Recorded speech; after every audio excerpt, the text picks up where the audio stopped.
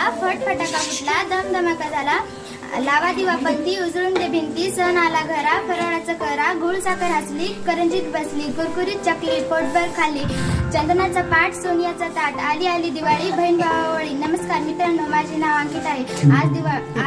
आज मी दिवाळी या सणाबद्दल 2 शब्द सांगणार आहे. दिवाळी हा प्रकारचा सण आहे.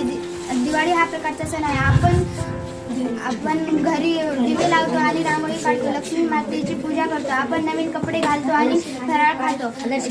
सर्वांना दिवाळीच्या हार्दिक शुभेच्छा. धन्यवाद.